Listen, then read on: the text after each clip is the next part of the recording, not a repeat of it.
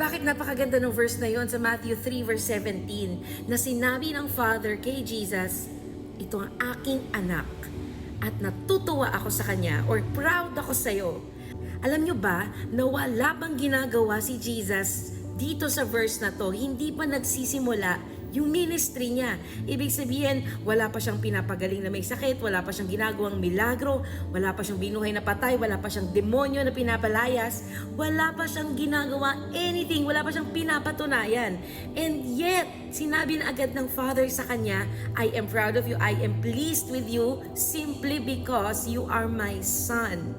And alam nyo, nung naintindihan ko yung verse na yon, na-break lahat ng religious efforts. Kasi sometimes gusto nating patunayan yung worth ko, no? Kay Lord, gagawa ako nito, magsisilbi ako sa church, magsiserve ako, kakanta ako, magpipreach ako, para masabi ni Lord na, natutuwa ako sa'yo. Pero hindi ganun eh. Kasi the more that we strive, di ba, kung nakadepende sa sasabihin ng ibang tao yung worth natin, dahil sa mga ginagawa natin, what if wala akong magawa? What if wala akong mapatunayan?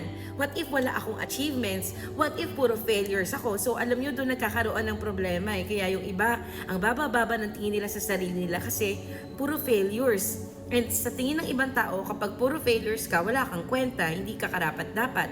Pero alam nyo, ibahin na natin ang pagtingin natin sa sarili nga natin ngayon. This 2025, the Lord is affirming us today. Ikaw kapatid, the Lord is encouraging you today na ang identity mo, hindi yung kamalian mo, hindi yung mga regrets mo ng 2024, hindi rin yung mga pagkabagsak mo at failures mo, mistakes mo, sins mo ng 2024, hindi yan ang identity mo.